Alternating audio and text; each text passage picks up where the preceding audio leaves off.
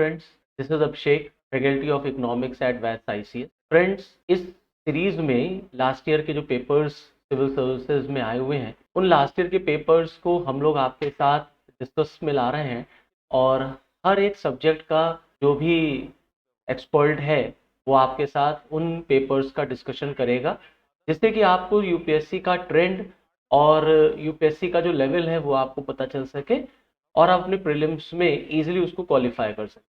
तो इसी सीक्वेंस में आज के सेशन में हम आपके साथ सिविल सर्विसेज के 2021 के आए हुए इकोनॉमिक्स के पेपर को डिस्कशन में ले रहे हैं और जो भी क्वेश्चंस आए हुए हैं उनको हम लोग डिटेल में समझेंगे और डिस्कस करेंगे।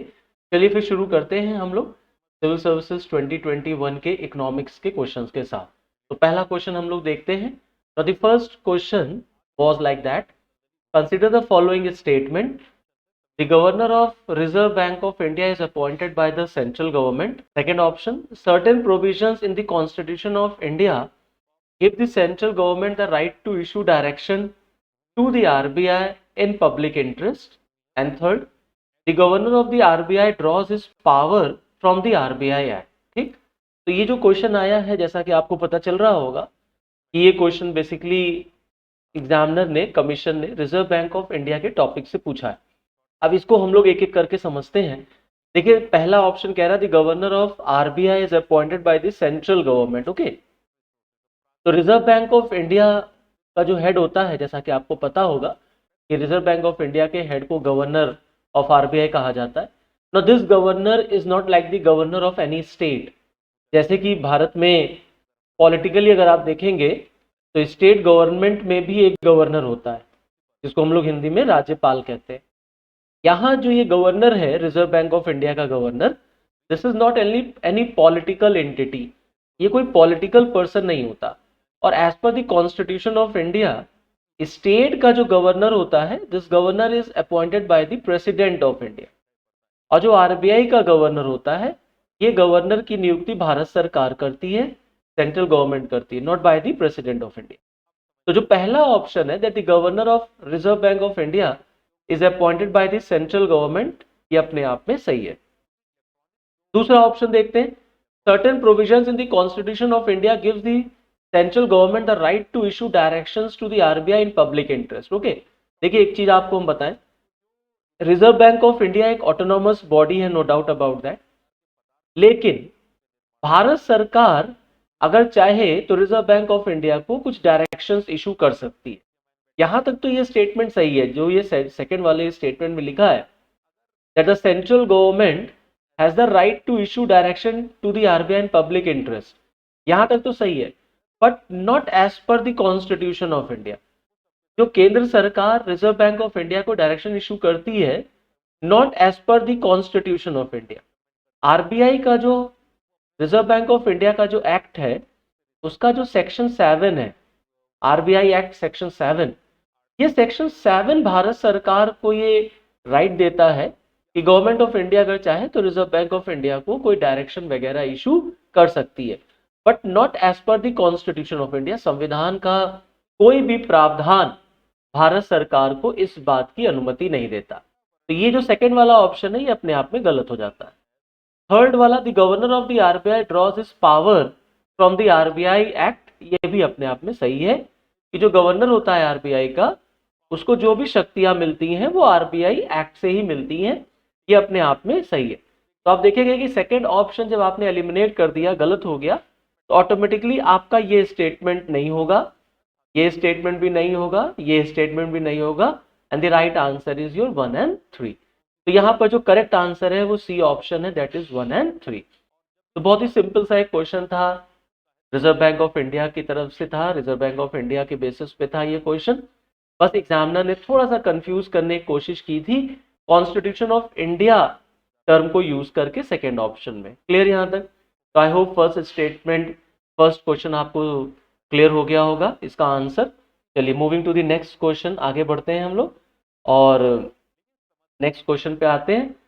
Next question is with the reference to the casual worker. देखिए ये जो क्वेश्चन आया है ये एक्चुअली में कैजुअल वर्कर से रिलेटेड आया है। With reference to the casual worker employed in India consider following statement. पहले तो आप ये जानिए कि ये क्वेश्चन 2021 में पूछा क्यों गया। ये क्वेश्चन इसलिए पूछा गया था क्योंकि आपको पता होगा 2020 में जब लॉकडाउन लगा तो उस लॉकडाउन में कैजुअल वर्कर्स जो लेबरर क्लास है हमारा, जिसने माइग्रेट किया शहरों से गांव की तरफ, तो पूरे लॉकडाउन के टाइम पर चर्चा उन्हीं की होती रही कि वो किस तरीके से माइग्रेट कर रहे हैं, कितनी वल्नरेबल कंडीशन में वो जी रहे हैं, सरकार को उनके लिए कुछ करना चाहिए। मतलब कहने का मतलब ये है कि कैजुअल वर्कर जो है या जो लेबरर क्लास है वो उस समय चर्चा में था, न्यूज़ में था, इसलिए आयोग ने आपसे क्वेश्चन पूछा। अब आप देखेंगे पहला ऑप्शन कह रहा that all casual workers are entitled for employees provident fund coverage, पहला विकल्प। दूसरा है all casual workers are entitled for regular working hours and overtime payments. तीसरा, the government can by a notification specify that an establishment or industry shall pay wages only through its bank account। Okay, तो casual workers आप ऐसा समझे कि casual workers क्या होते हैं, जो कैजुअली काम करते हैं। जैसे फॉर एग्जांपल आजकल जो इकोनॉमी में एक टर्म यूज होता है उसको हम लोग कहते हैं गिग इकोनॉमी, और जो वर्कर्स होते हैं उनको हम लोग कहते हैं गिग वर्कर्स। तो ये गिग वर्कर्स जो होते हैं ये बहुत हद तक कैजुअल वर्कर्स होते हैं जो कॉन्ट्रैक्ट बेसिस पर काम करते हैं।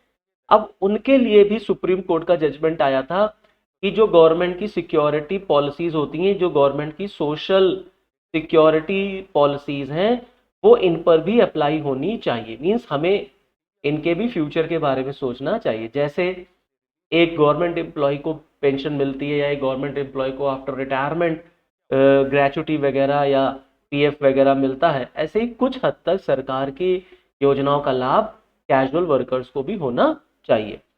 तो यहाँ पर आप पहला स्टेटमेंट देखेंगे कि all casual workers are entitled for employ provident fund coverage. ये बिल्कुल सही है कि जो भी कैजुअल वर्कर्स होते हैं वो एंटाइटल्ड होते हैं एम्प्लॉय प्रोविडेंट फंड कवरेज के।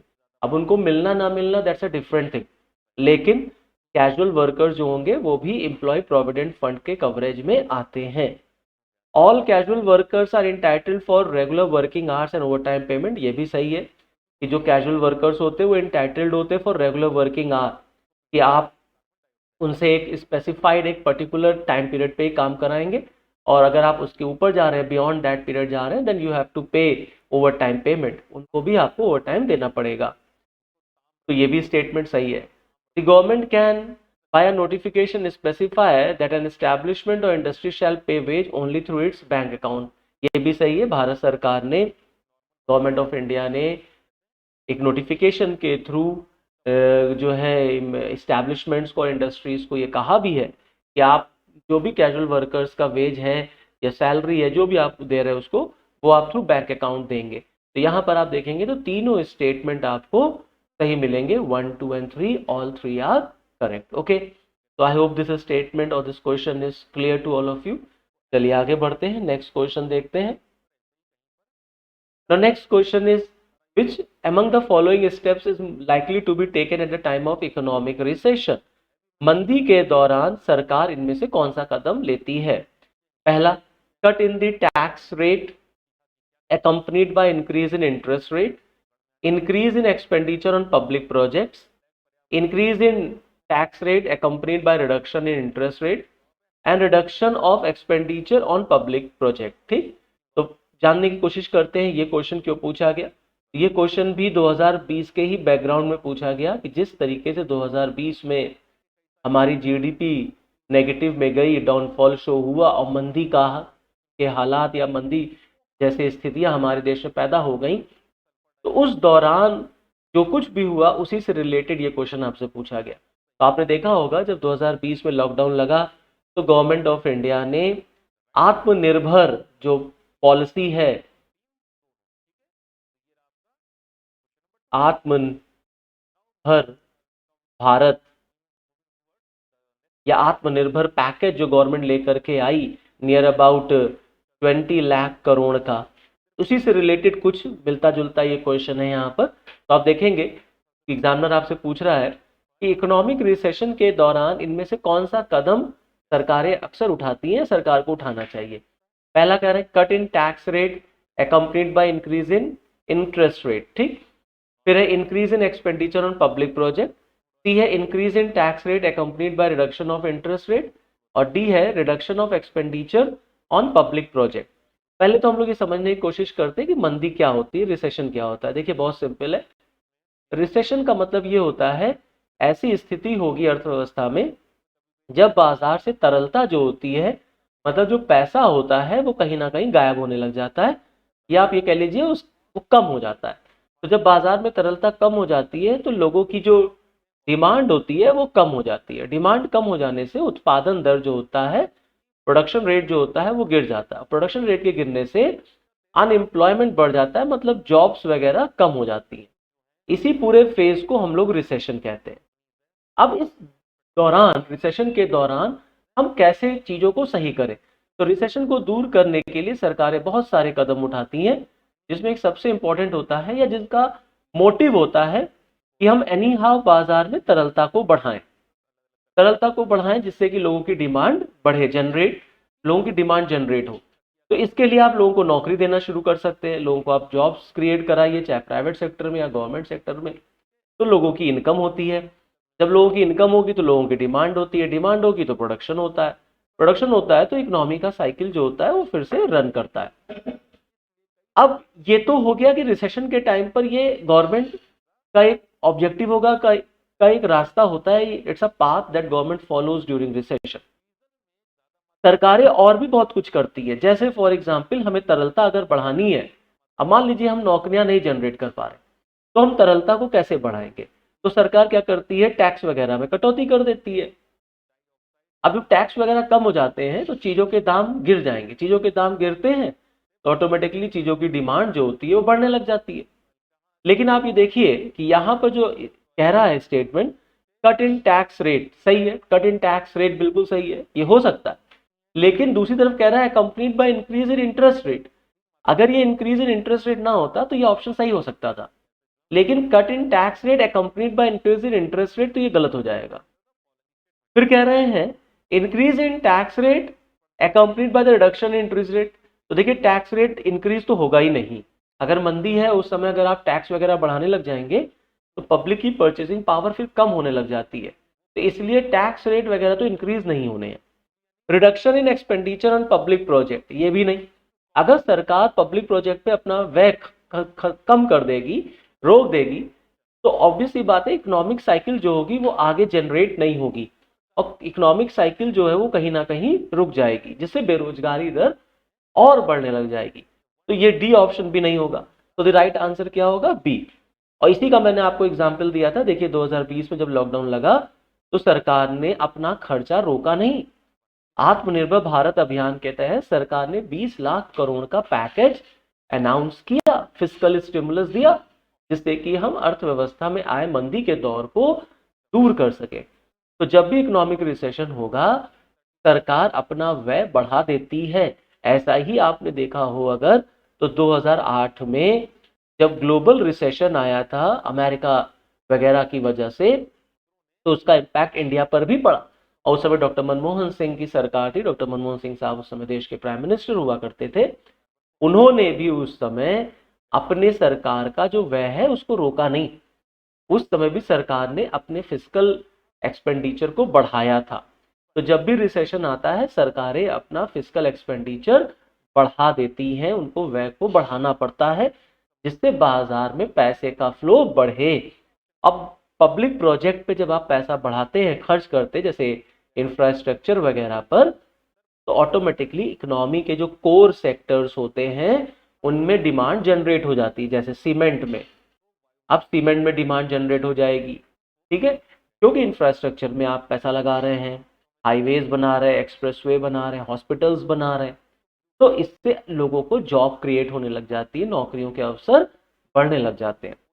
तो रिसेशन का जो नेगेटिव इम्पैक्ट होता है वो कहीं ना कहीं हमारे देश में कम होने लग जाता है। आई होप यहाँ तक समझ में आया होगा। तो this is the right answer, that is the B1। Okay, now moving to the next question. Other thing remaining unchanged, market demand for a good might increase if। बहुत सिंपल सा question है ये एनसीईआरटी भी अगर आप पढ़ रहे हैं तो आप देखेंगे कि एनसीईआरटी के भी टॉपिक में आपको ये डिमांड और सप्लाई के टॉपिक में मिल जाएगा। तो अगर एक कैंडिडेट ने एनसीईआरटी को बहुत जो है ईमानदारी से, ऑनेस्टली, शिद्दत से उसको पढ़ा है, तो इकोनॉमी के क्वेश्चन को सॉल्व करने में उसे कहीं कोई इशू नहीं आता, प्रोवाइडेड दैट कि उसने करंट अफेयर्स पर अपनी कमांड बना रखी हो। क्योंकि जो क्वेश्चन का लेवल होता है या जो क्वेश्चन पूछे जाते हैं वो बिल्कुल एग्जामिनर शब्दों के साथ खेलता है। आयोग क्वेश्चन को इतना सिंपल नहीं रखता, लेकिन क्वेश्चन होते बहुत ही सिंपल हैं अगर आप उसका थोड़ा सा भी डिटेल्ड एनालिसिस करने की कंडीशन में है, चीज़ों को इंटरलिंक करने की कंडीशन में, कॉन्सेप्ट आपके एकदम क्लियर हैं अगर, और करंट से आपने अगर अपने आप को अपडेट कर रखा है, 110% है कि आप क्वेश्चन को एग्जामिनेशन हॉल में सॉल्व कर सकते हैं। और ये जो क्वेश्चन हम डिस्कस करने जा रहे हैं, this is the excellent example of this. क्यों? क्योंकि ये क्वेश्चन स्ट्रेट अवे एनसीईआरटी से ही लिया गया है। अब देखिए इस क्वेश्चन में क्या कह रहे हैं अदर थिंग्स रिमेनिंग अनचेंज्ड। मान लेते हैं अदर थिंग्स या जो दूसरी परिस्थितियां हैं वो अनचेंज्ड हैं, उनमें कोई परिवर्तन नहीं हुआ। Market demand of a good might increase. तो बाजार में किसी वस्तु की मांग जो होगी वो बढ़ जाएगी कब? तो किसी वस्तु की मांग बढ़ जाएगी कब? अब उसके आपके कुछ उन्होंने आंसर्स दे रखे, जैसे price of its substitute increases, price of its complement increases, the good is an inferior good and income of a consumer increases and its price falls. Okay, so there in economics there are certain factors that affects the demand of any good. Okay, अगर इन कारकों पे आप जाएंगे तो आप देखेंगे किसी वस्तु की मांग कब बढ़ जाती है। तो किसी वस्तु की मांग बढ़ने के पीछे बहुत सारे कारण जिम्मेदार है। जैसे फॉर एग्जांपल मान लेते हैं अगर आपकी आमदनी बढ़ जाए, अगर आपकी इनकम बढ़ेगी तो ऑटोमेटिकली वस्तुओं की डिमांड बढ़ने लग जाती है, क्योंकि आपकी आमदनी बढ़ गई है। जब आपकी आमदनी बढ़ेगी तो आप किस प्रकार की वस्तु लेना चाहेंगे? क्या आप गिफ्ट एंड गुड्स लेना चाहेंगे? तो गिफ्ट एंड गुड का मतलब होता है इंफीरियर गुड्स। जब आदमी के जेब में पैसा ज्यादा आएगा तो कभी भी इंफीरियर गुड्स नहीं लेगा, वो हमेशा ब्रांडेड की, सुपीरियर क्वालिटी के गुड्स की लेने की डिमांड करता है। गिफ्ट एंड गुड्स की डिमांड तभी बढ़ती है जब आदमी कॉम्प्रोमाइजिंग स्टेज में होता है, जब उसके पास पैसे की कमी होती है, या सोसाइटी की वो पॉपुलेशन जिसकी आमदनी कम है, जो महंगी वस्तुएं नहीं खरीद पा रहा, तो वो गिफ्ट एंड गुड्स की तरफ जाता है। ओके, इसी तरीके से इनकम के बाद अगर वस्तु के प्राइस, अगर मान लेते हैं उसकी प्राइस कम हो जाती है, तो ऑटोमेटिकली उसकी डिमांड जो होती है वो बढ़ने लग जाती है। मान लेते हैं इस प्रोडक्ट का कोई अल्टरनेटिव है, इस प्रोडक्ट का कोई सब्सटीट्यूट भी है, अगर उस सब्सटीट्यूट की कीमत बढ़ जाती है, अगर उस सब्सटीट्यूट की कीमत बढ़ जाएगी तो ऑटोमेटिकली इस वस्तु की डिमांड जो होती है वो बढ़ने लग जाती है। ऐसे कई कारण होते हैं जिस पर किसी भी प्रोडक्ट की डिमांड डिपेंड करती है। अब यहां पर जो क्वेश्चन पूछ रहा है वो यही कह रहा कि अगर हम मान लेते हैं कि अन्य चीजें जो है वो अनचेंज्ड हैं, तो मार्केट में demand of a good might increase if, पहला, price of it substitute increases. देखिए अभी जस्ट मैंने आपको बताया ना, price of a substitute increases. जैसे मान लो कोई प्रोडक्ट है ए और कोई प्रोडक्ट है बी, ये दोनों एक दूसरे के सब्सटीट्यूट है। आप चाहे तो इसको यूज कर सकते हैं और चाहे तो आप इसको यूज कर सकते हैं। अब सपोज करते हैं इसकी कीमत 10 रुपए है और इसकी भी कीमत मान लेते हैं 10 ही रुपए है, 10 रुपए के आसपास है। अब इसकी डिमांड कब बढ़ेगी? इस प्रोडक्ट की डिमांड कब बढ़ेगी? इस प्रोडक्ट की डिमांड तब बढ़ेगी जब इस बी प्रोडक्ट का प्राइस बढ़ जाए। अगर ये बी वाला जो प्रोडक्ट है मान लीजिए 10 रुपए से 20 रुपया हो गया, तो ऑटोमेटिकली ए की जो डिमांड होगी वो बढ़ जाएगी। क्यों? क्योंकि बी वाला प्रोडक्ट जो है वो 10 रुपया महंगा मिलने लग गया। तो यहाँ पर price of it substitute increases, ये बिल्कुल सही है। अगर price of a substitute increase हो जाएगा तो ऑटोमेटिकली वस्तु की जो डिमांड होती है वो बढ़ने लग जाती है। आई होप ये समझ में आया आपको। तो सब्सटीट्यूट की कीमत बढ़ेगी तो product of demand of a product will increase. Okay, अब आ जाओ, price of its complement increases. तो price of its complement increase मतलब उसका कोई कॉम्प्लीमेंट्री गुड्स है, आप उसको ना लेके किसी और चीज को ले सकते हैं, या उसके बिना वो काम नहीं हो सकता। तो price of its complement increases से डिमांड ऑफ अ प्रोडक्ट या demand of a goods as such effect नहीं होगा। यहाँ पर ये वाला स्टेटमेंट जो है वो गलत होगा। Now the goods is an inferior good and income of a consumer increases. बहुत सिंपल सा है, अगर वस्तु इंफीरियर है और आपकी आमदनी बढ़ गई, तो अभी जस्ट देखिए मैंने आपको बताया था कि जब व्यक्ति की इनकम बढ़ने लग जाती है तो कभी भी वो गिफ्ट एंड गुड की डिमांड नहीं करेगा, गिफ्ट एंड गुड की डिमांड जो होगी वो हमेशा कम हो जाएगी, तो ये भी नहीं होगा। फोर्थ वाला ऑप्शन कह रहा है इफ प्राइस फॉल्स, बिल्कुल डेफिनेटली। अगर आप यहीं पर देखिए, अगर दोनों प्रोडक्ट के दाम 10-10 रुपए हैं, अब इस ये जो ए वाला प्रोडक्ट है ये अपनी कीमत गिरा दे, मान लेते 10 रुपए से इसने 8 रुपए कर दिया, अगर इसने 10 से 8 कर दिया तो ऑटोमेटिकली इस ए प्रोडक्ट की डिमांड बढ़ जाएगी। तो यहाँ पर जो सही ऑप्शन होगा वो 1 और 4 होगा। तो the right answer is this A1। Clear यहाँ तक? तो ये सिंपल सा एक क्वेश्चन था, that is from NCERT, demand और सप्लाई वाले टॉपिक से ये क्वेश्चन लिया गया था। आई होप ये क्लियर हो गया। तो चलिए नेक्स्ट मूव करते हैं, नेक्स्ट क्वेश्चन पर आते हैं। ये अर्बन कोऑपरेटिव बैंक से आया हुआ क्वेश्चन है। With reference to urban cooperative bank in India consider the following statement. Okay, ये बैंकिंग से रिलेटेड क्वेश्चन आया था, ठीक, ये भी बैंकिंग से रिलेटेड क्वेश्चन है। इस क्वेश्चन को क्यों पूछा गया पहले इसको समझ लेते हैं। इस क्वेश्चन को पूछने का बैकग्राउंड ये है कि लगातार आप देख रहे होंगे भारत में कोऑपरेटिव बैंक्स जो हैं वो लगातार न्यूज़ में बने हुए रहते हैं। जैसे फॉर एग्जांपल जब ये क्वेश्चन पूछा गया 2021 में, तो उसके 1 साल पहले 2 साल पहले आप देखेंगे हमारे देश में पंजाब एंड महाराष्ट्र जो आपका पीएमसी बैंक है, Punjab and Maharashtra cooperative bank, ये बहुत चर्चा में बना हुआ था। तो कोऑपरेटिव बैंक्स न्यूज़ में थे, इस वजह से एग्जामिनर ने आपसे ये क्वेश्चन पूछा। आइए अब देखते हैं इस बैंक को, इस क्वेश्चन को। With reference to urban cooperative bank in India consider the following statements. They are supervised and regulated by local boards set up by the state government. They can issue equity share and preference shares. They were brought under the purview of the Banking Regulation Act 1949 through an amendment in 1966. Okay. तो जो ये cooperative banks होते हैं, पहले समझते हैं cooperative banks क्या होते हैं। देखिए कोऑपरेटिव बैंक्स जो होते हैं वो बेसिकली, ये वर्ड बना हुआ है आपका कोऑपरेशन से। कोऑपरेशन का मतलब होता है सहयोग। तो कोऑपरेटिव बैंक्स आपस में कोऑपरेशन से ओपन होते थे, हुआ करते, जैसे 4 लोग 5 लोग एक साथ आए और उन्होंने नो लॉस नो प्रॉफिट के कॉन्सेप्ट पर एक बैंक ओपन किया। बेसिकली कोऑपरेटिव बैंक जो होते हैं वो नो लॉस नो प्रॉफिट के कॉन्सेप्ट पर काम करते हैं ज़्यादातर, और ये मेनली सर्विस ओरिएंटेड होते हैं। जैसे फॉर एग्जांपल कोई नेशनलाइज्ड बैंक होगा, जैसे एसबीआई हो गया या कोई भी नेशनलाइज्ड बैंक है या प्राइवेट सेक्टर बैंक है, वो मेनली प्रॉफिट ओरिएंटेड काम करते हैं। कोऑपरेटिव बैंक जो होते हैं ये मेनली सर्विस ओरिएंटेड काम करते हैं और ये नो लॉस नो प्रॉफिट पे काम करते हैं। ये जो कोऑपरेटिव बैंक्स होते हैं ये डिफरेंट लेवल्स पे होते हैं। जैसे फॉर एग्जांपल आप अर्बन कोऑपरेटिव बैंक्स पाएंगे, आप रूरल कोऑपरेटिव बैंक्स पाते हैं, आप प्राइमरी क्रेडिट सोसाइटीज पाते हैं स्टेट लेवल पर, डिस्ट्रिक्ट कोऑपरेटिव बैंक्स होते हैं, जिला स्तर पर सहकारिता बैंक होते हैं।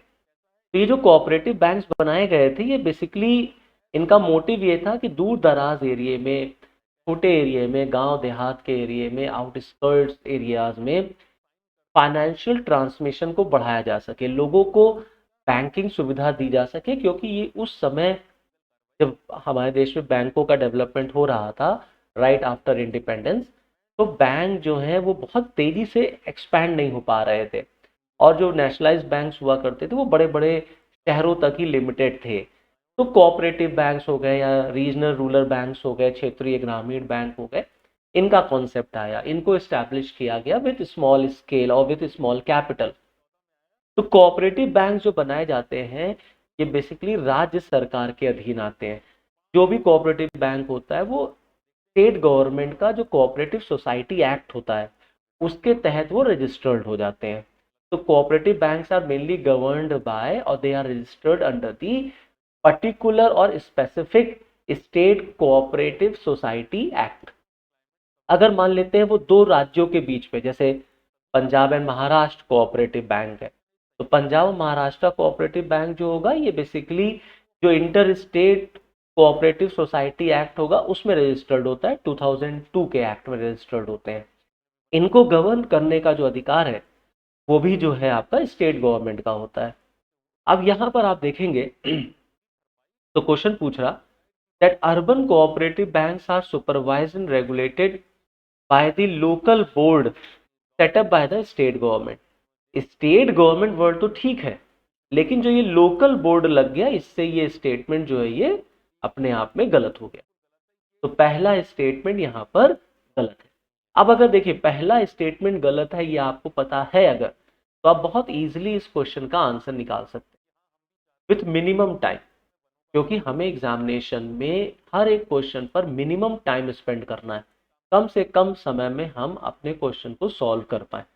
तो अगर यहाँ पर हमें ये पता चल गया या मालूम है कि पहला ऑप्शन गलत है, तो अगर पहला गलत है तो आप इसको हटा दीजिए, आप इसको हटा दीजिए, इसको हटा दीजिए, तो आपका सही आंसर ऑटोमेटिकली आप पा जाएंगे, that is second and third. अब आपको इस क्वेश्चन को पढ़ने की भी जरूरत नहीं है, आप आगे अपने नेक्स्ट क्वेश्चन पे आइए, लेकिन फिर भी मैं इस क्वेश्चन को आपको एक्सप्लेन कर रहा हूँ। Now these cooperative bank can issue equity share and preference share, ये बिल्कुल सही है। कोऑपरेटिव बैंक जो होते हैं ये भी इक्विटी शेयर और प्रेफरेंस शेयर्स को बिल्कुल लॉन्च कर सकते हैं, they can issue. And they were brought under the preview of banking regulation act 1949 through an amendment in 1966, ये भी सही है। तो जो कोऑपरेटिव बैंक्स होते हैं वो बैंकिंग रेगुलेशन एक्ट 1949 के प्रीव्यू में आते हैं। रिजर्व बैंक ऑफ इंडिया की उन पर भी होल्डिंग होती है। और अब तो जब ये Punjab and Maharashtra cooperative bank का क्राइसिस आया, तो उसके बाद तो सुप्रीम कोर्ट ने भी कह दिया, गवर्नमेंट ऑफ इंडिया ने भी कहा that these cooperative banks should also come under the SARFAESI act. तो अब तो कोऑपरेटिव बैंक्स जो हैं वो भी सरफेसी एक्ट को यूज कर सकते हैं अपने एनपीए वगैरह की रिकवरी के। क्लियर? तो I hope this question is clear to all of you. चलिए आगे बढ़ते हैं, नेक्स्ट क्वेश्चन देखते हैं। Now this question is also very simple. Indian government bond yields are influenced by which of the following. Okay, अब यह question जो है बॉन्ड यील्ड से रिलेटेड है। उसमें पूछ रहे भारत सरकार का जो बॉन्ड यील्ड होता है वो इनमें से किससे प्रभावित होता है? Action of the United states federal reserve, action of the reserve Bank of India, inflation and short term interest rate. Okay, तो पहले हम लोग समझते हैं ये बॉन्ड क्या होते हैं। ठीक, देखिए बॉन्ड कुछ और नहीं होते बल्कि एक फाइनेंशियल इंस्ट्रूमेंट कह लीजिए, या आप इनको कह लीजिए कि बॉन्ड्स आर नथिंग बट डेप्ट इंस्ट्रूमेंट। ये डेप्ट इंस्ट्रूमेंट होते हैं मार्केट से पैसा जनरेट करने के लिए। ओके, और बॉन्ड्स जो होते हैं ये गवर्नमेंट भी इशू कर सकती है और कोई प्राइवेट कंपनी भी इशू कर सकती है। तो बॉन्ड्स को हम लोग बेसिकली जब हम लोग गवर्नमेंट के पॉइंट ऑफ व्यू से स्टडी करते हैं तो हम कहते हैं दैट बॉन्ड्स कुछ और नहीं होते बल्कि लॉन्ग टर्म गवर्नमेंट सिक्योरिटीज होती हैं। तो ये बॉन्ड जो होते हैं ये लॉन्ग टर्म गवर्नमेंट सिक्योरिटीज होती है। ओके, अब सरकार भी बॉन्ड इशू करती है, प्राइवेट कंपनी बॉन्ड इशू कर सकती है, दोनों का मोटिव एक ही होता है, to generate money from the market. देखिए गवर्नमेंट का जो बॉन्ड होगा हमेशा याद रखिएगा कि गवर्नमेंट के बॉन्ड में हमेशा रिस्क जो होता है वो कम होता है। प्राइवेट कंपनीज का जो बॉन्ड होता है हमेशा रिस्क हम उसमें ज़्यादा लेते हैं। गवर्नमेंट में जब रिस्क कम होगा तो आपको यहाँ पर रिटर्न भी कम मिलेगा। यहाँ रिस्क ज़्यादा होता है इसीलिए यहाँ रिटर्न जो होता है वो ज़्यादा मिल रहा होता है। आपको ब्याज दर ज़्यादा मिलेगा, 10%, 12%, 20% का आपको ब्याज दर मिल सकता है। गवर्नमेंट के बॉन्ड पर आपको रिटर्न 7%, 5%, 6% ही होता है, लेकिन रिस्क भी यहाँ पर कम होता है, आपका पैसा डूबता नहीं है। गवर्नमेंट ऑफ इंडिया है तो गवर्नमेंट ऑफ इंडिया कहाँ भागेगी, वो आपको पैसा वापस कर देती है। तो आप रिस्क कम ले रहे हैं तो रिटर्न भी कम, यहाँ रिस्क ज़्यादा ले रहे हैं तो आपको रिटर्न भी ज़्यादा यहाँ पर मिलेगा। अब ये जो बॉन्ड है इस बॉन्ड पर जो हमें रिटर्न मिलता है, ये जो आप रिटर्न देख रहे हैं, ये जो रिटर्न हमको मिलता है बॉन्ड पर, इसी को हम लोग कहते हैं यील्ड। मान लेते हैं 1,000 रुपए का कोई बॉन्ड आपने खरीदा, इस पर सरकार ने कहा हम 10 साल तक आपको 10% का रिटर्न देंगे। यही 10% जो है वो क्या कहलाएगा, यील्ड कहलाता है। यील्ड कुछ और नहीं होता बल्कि that return which a person gets on a bond is known as bond yield। अब एग्जामिनर क्वेश्चन पूछ रहा कि जो इंडियन गवर्नमेंट का बॉन्ड यील्ड होता है ये किससे इन्फ्लुएंस होता है? Action by the United states federal reserve, बिल्कुल सही है। अगर यूनाइटेड स्टेट का जो फेडरल रिजर्व बैंक है अगर वहां पर कोई एक्टिविटी हो रही है, उसने अपना इंटरेस्ट रेट वगैरह बढ़ा दिया या कुछ भी XYZ काम किया, तो बिल्कुल आपके बॉन्ड यील्ड पर इंपैक्ट पड़ेगा। आपके बॉन्ड यील्ड पर इंपैक्ट ये पड़ेगा कि आउटफ्लो जो है पैसे का वो बढ़ जाएगा, लोग अमेरिकन मार्केट में पैसा ज़्यादा इन्वेस्ट करने लग जाएंगे। तो पहला वाला जो ऑप्शन है ये बिल्कुल ठीक। तो second is action of the reserve Bank of India, ये भी सही। भारत सरकार या reserve Bank of India monetary policy issue करती है, उसमें जो रेट्स होते हैं bank rate, CRR and all, वो भी बॉन्ड यील्ड को प्रभावित करेंगे। अगर हमें कहीं और फायदा हो रहा होगा तो हम यहाँ पैसा क्यों लगाएंगे, हम दूसरी जगह पैसा लगाएंगे।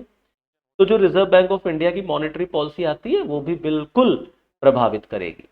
And third is inflation and short term interest rate, बिल्कुल ये भी, अगर देश में महंगाई दर बढ़ रही है, मुद्रास्फीति की दर बढ़ेगी, तो बिल्कुल बॉन्ड यील्ड भी प्रभावित होगा। तो यहाँ पर इस क्वेश्चन का जो विकल्प है वो सही, वो 1, 2 और 3 तीनों सही है। क्लियर? आई होप ये क्वेश्चन समझ में आया। चलिए नेक्स्ट आगे देखते हैं। Now consider the following. Now out of all these options आपको पहचानना है which of the following or which of the above can be included in FDI, foreign direct investment में क्या क्या आ सकता है। ओके, ऑप्शन दिया है foreign currency convertible bonds, foreign institutional investment with certain conditions, global depository receipts and non resident external deposit. Okay, अब देखिए FDI में क्या क्या आ सकता है। यहाँ पर देखिए डिपॉजिट कभी एफडीआई में नहीं आता।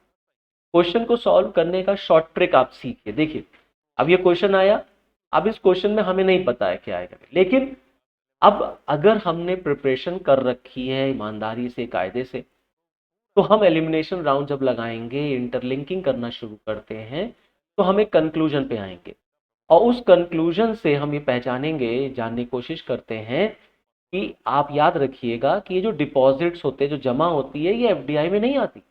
जमा कैसे एफडीआई होगा? तो जब डिपॉजिट एफडीआई नहीं होता, वो भी एक्सटर्नल डिपॉजिट है, नॉन रेसिडेंट एक्सटर्नल डिपॉजिट। तो नॉन रेसिडेंट एक्सटर्नल डिपॉजिट है, कोई आ रहा है और किसी ने आपके देश में बैंक में अकाउंट ओपन करा के वहां पैसा जमा करा दिया, तो एफडीआई नहीं है। एफडीआई इन्वेस्ट हो रहा है ना, निवेश हो रहा है, अर्थव्यवस्था में पैसा कहीं लगाया जा रहा है। क्लियर? तो जब डिपॉजिट जो है वो एफडीआई में नहीं है, तो अगर हम फोर्थ वाला ऑप्शन हम एलिमिनेट करें, तो आप देखेंगे सी वाला ऑप्शन भी नहीं होगा, डी वाला ऑप्शन भी। अब आप आ गए, या तो ऑप्शन 1, 2, 3 सही है, या तो आपका केवल 3 सही है। अब हम लोग और आगे बढ़ते हैं। तो दो ऑप्शन अब आपके बचे हैं, ठीक है। प्रोबेबिलिटी कहती है अगर इस पे खेलेंगे, रिस्क लेंगे, ब्लाइंड गेस करेंगे, तो 50% सही होने के चांसेस है, 50% गलत होने के भी चांसेस है। तो यहाँ पर आपका रिस्क जो है वो 50-50 है। तो अब देखते हैं इसको खेला जाता है, इसको कोशिश करते हैं सॉल्व करने की। अब FDI foreign currency convertible bonds, अब देखिए बॉन्ड्स, बॉन्ड्स जो होते हैं ये कैपिटल मार्केट का पार्ट है, नो डाउट, बिल्कुल कैपिटल मार्केट पार्ट है। लेकिन बॉन्ड से पहले आप देखिए एक शब्द लग गया कन्वर्टेबल। कन्वर्टेबल का मतलब हो गया इस बॉन्ड्स को हम इक्विटी वगैरह में कन्वर्ट करा सकते हैं। और एफडीआई की अगर आप डेफिनेशन देखेंगे, तो अगर इक्विटी में 10% या उससे अधिक का इन्वेस्टमेंट हो रहा है, तो वो क्या कहलाता है? एफडीआई कहलाता है, अरविंद मायाराम कमेटी के अकॉर्डिंग। तो अगर 10% या 10% से ज्यादा का इन्वेस्टमेंट इक्विटीज में किया जा रहा, तो वो निवेश 10%। और जो कन्वर्टेबल बॉन्ड है, इसका मतलब है that this bond can be converted into an equity. तो इसका मतलब है ये पहला विकल्प सही हो गया। अब देखिए जब पहला सही हो गया, तो तीसरा तो होगा ही नहीं, ओनली 3 तो होना ही नहीं है।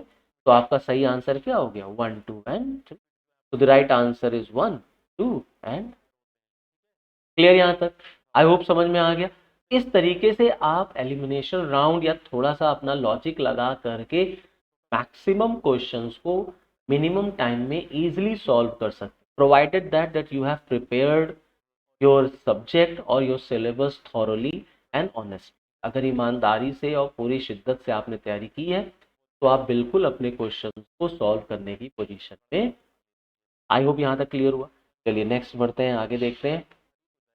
Now, the effect of devaluation of a currency is that it necessarily, okay, अब ये क्वेश्चन बेसिकली devaluation से पूछा गया है, ठीक। तो devaluation और depreciation दो टर्म, एक होता है devaluation और एक होगा depreciation, ओके। मुद्रा का अवमूल्यन और मुद्रा का ह्रास, devaluation एंड depreciation। अब ये जो डीवैल्यूएशन और डेप्रिसिएशन है, इन दोनों का मतलब लगभग सेम होता है।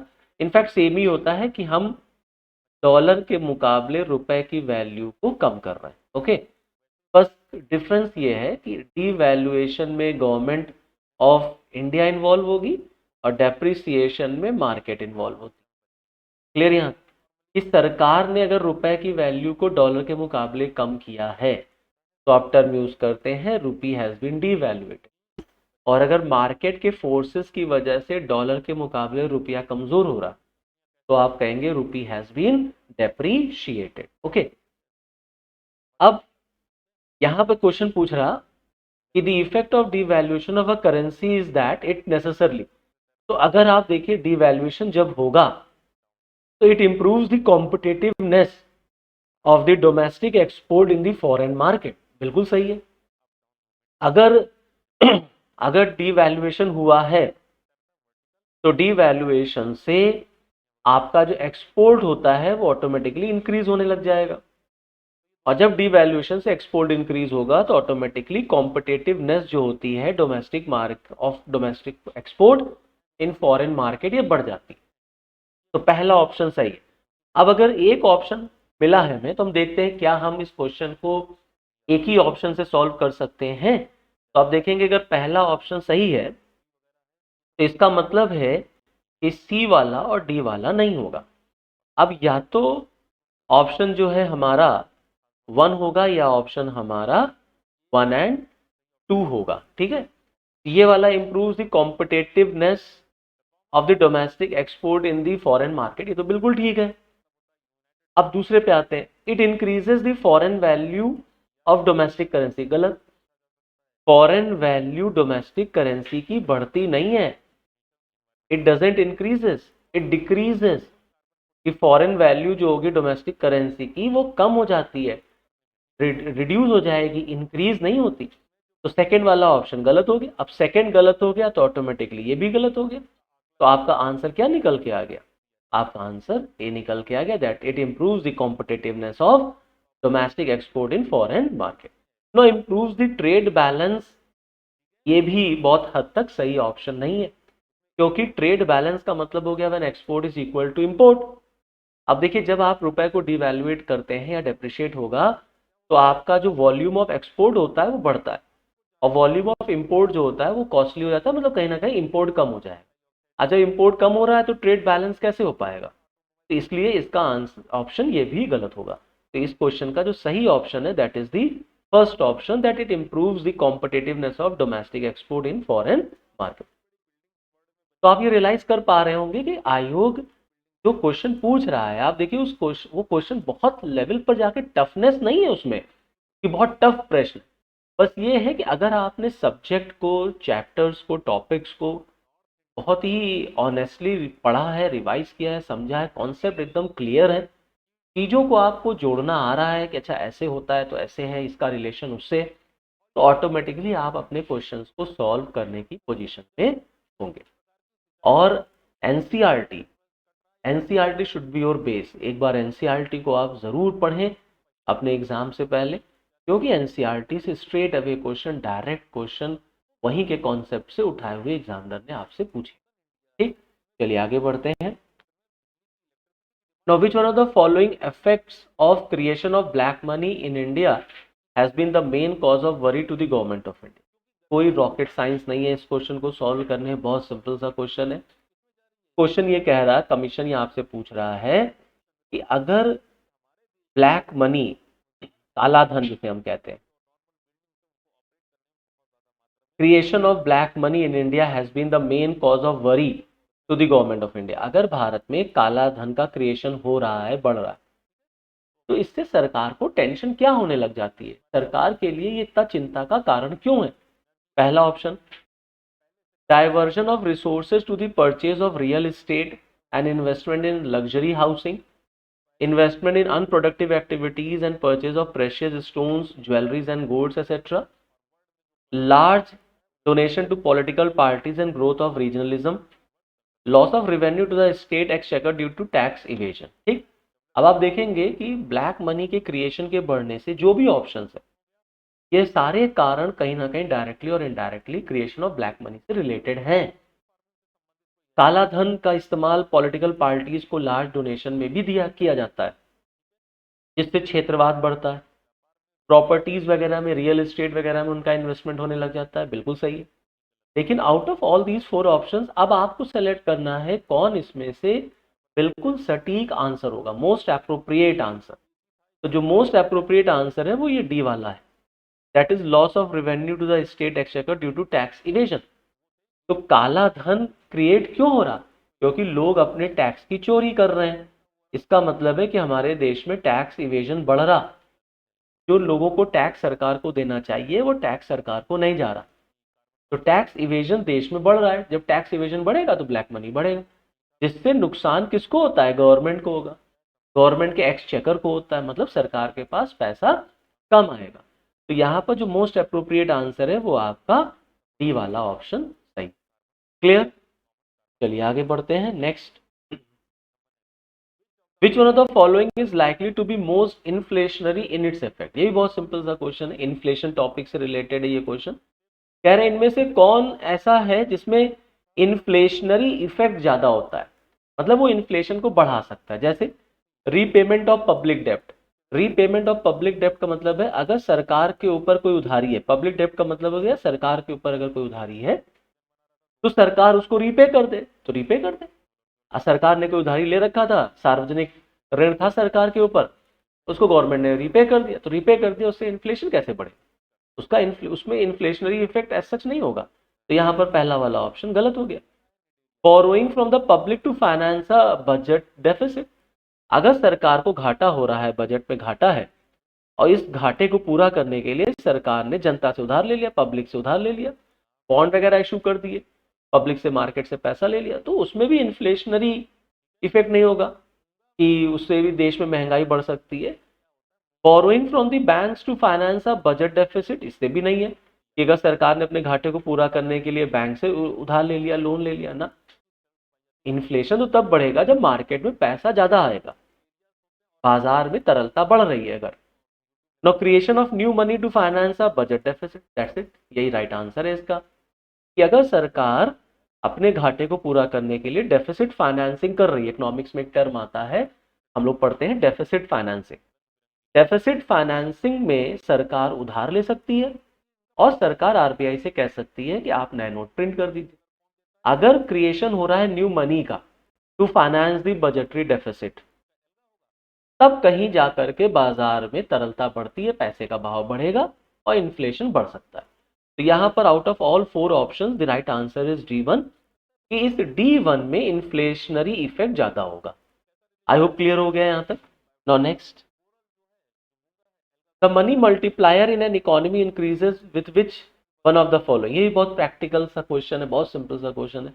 कह रहे मनी मल्टीप्लायर, मनी मल्टीप्लायर का मतलब होता है मनी किस कैसे मल्टीप्लाई होगा जल्दी जल्दी तेजी से, वो कैसे बढ़ेगा इकोनॉमी में। With the increase in CRR in the banks, अगर सीआरआर बैंकों का बढ़ा दिया जाए, अगर एसएलआर बैंकों का बढ़ा दिया जाए, अगर लोगों की बैंकों में हैबिट जो है वो बढ़ाई जाए, मतलब लोगों को बैंक के साथ ज्यादा जोड़ा जाए, और अगर पॉपुलेशन देश की बढ़ा दी जाए, जनसंख्या बढ़ा दी जाए। अगर आप देश की जनसंख्या बढ़ा देंगे, आधे ज्यादा जनसंख्या गरीब है, उसका पैसा ही नहीं है, बैंक में उसका अकाउंट ही नहीं है, तो मनी कैसे मल्टीप्लाई होगा? तो ये ऑप्शन तो होगा ही नहीं। अगर आपने सीआरआर बढ़ा दिया, एसएलआर बढ़ा दिया, तो सीआरआर क्या है? कि वो कैश रेशियो होता है, रिजर्व रेशियो होता है, जो बैंक के आरबीआई के पास कंपलसरी रख देते हैं। अब अगर ये बढ़ जाएगा तो बैंकों को आरबीआई के पास ज्यादा रखना पड़ेगा। जब बैंक के पास, आरबीआई के पास ज्यादा जाएगा बैंक से, तो बैंक के पास पैसा कम होगा। जब बैंक के पास पैसा कम होगा तो मनी मल्टीप्लाई नहीं हो पाएगा।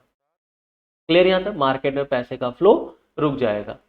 अगर सीआरआर बढ़ा दें, अगर सीआरआर बढ़ा दें, उसके बाद अगर एसएलआर बढ़ा दें।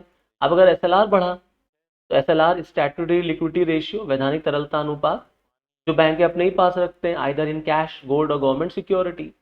अब अगर एसएलआर बढ़ गया तो बैंक अपने पास ज्यादा रख लेंगे, वो मार्केट में नहीं दे पाएंगे, तो फिर मनी मल्टीप्लाई नहीं बढ़ पाएगा या फिर मनी मल्टीप्लाई नहीं हो पाएगा। तो इसका राइट आंसर क्या होगा? ज्यादा से ज्यादा लोग बैंकिंग हैबिट्स को इनकलकेट करें, ज्यादा लोग बैंकिंग हैबिट्स को एज्यूम कंज्यूम करें, उससे वो जुड़े।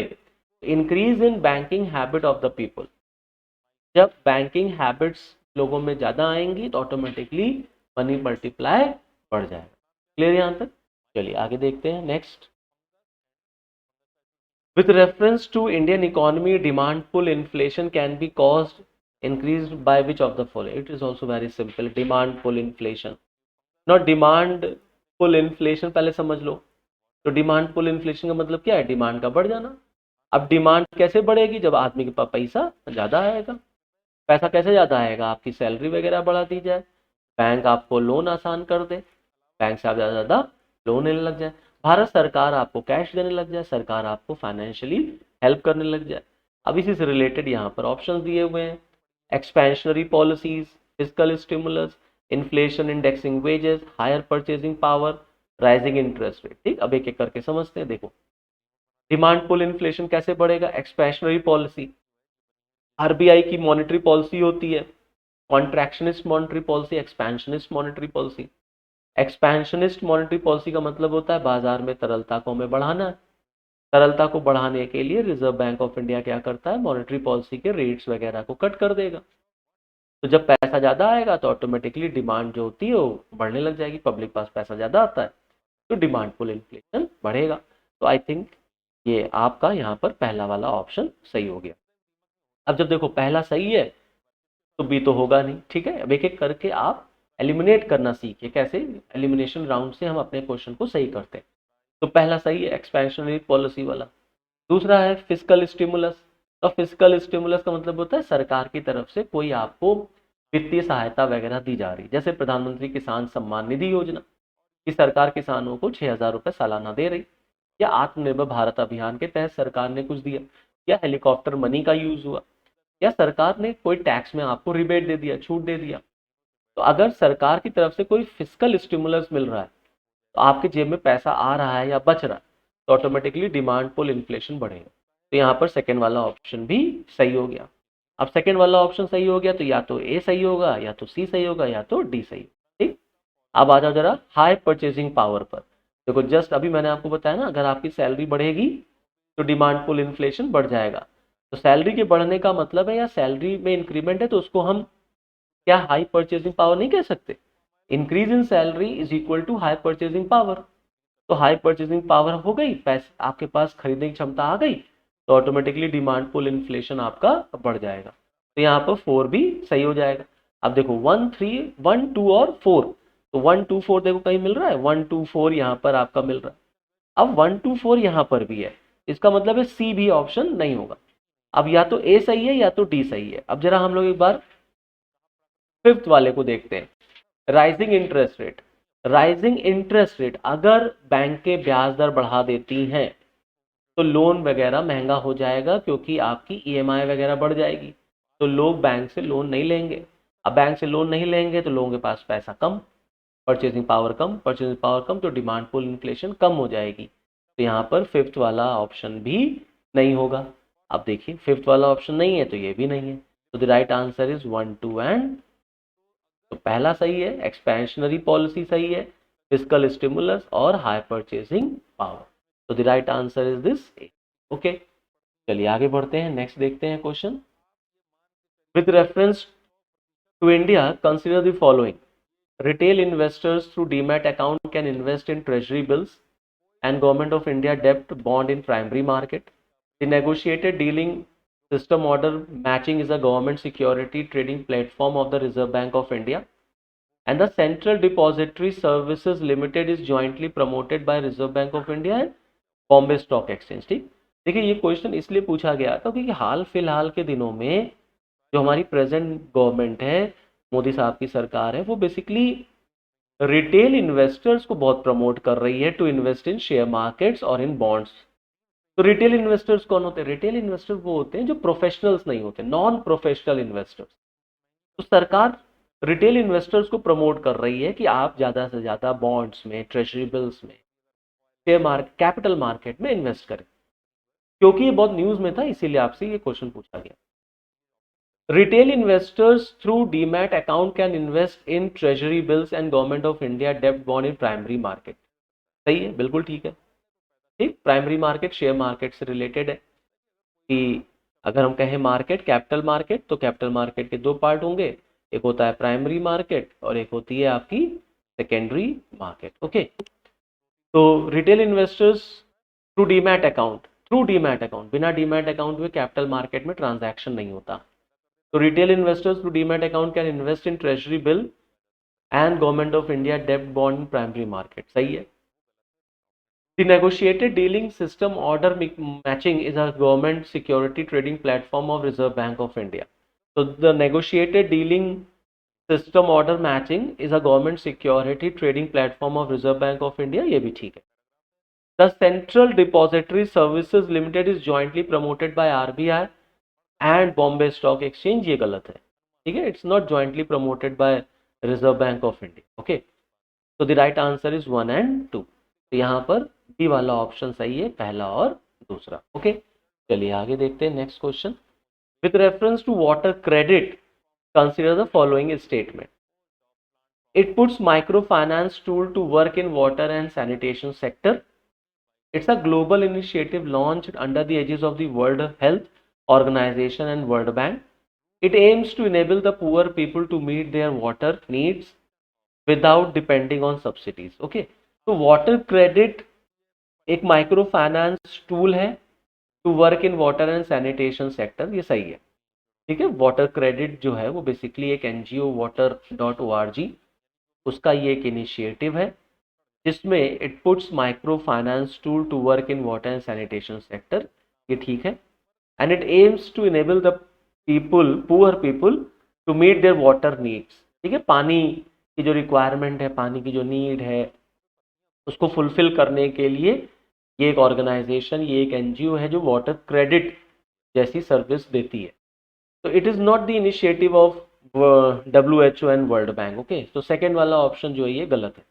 अब जब सेकेंड गलत है तो ये नहीं होगा आपका, ये नहीं होगा, ये नहीं होगा। The right answer is 1 and 3। Okay, now moving to the next question. In India the central banks function as the lender of last resort usually refers to which of the following? Lending to trade and industry bodies when they fail to borrow from other sources, providing liquidity to banks having a temporary crisis, lending to governments to finance budgetary deficit. Okay, बहुत simple है।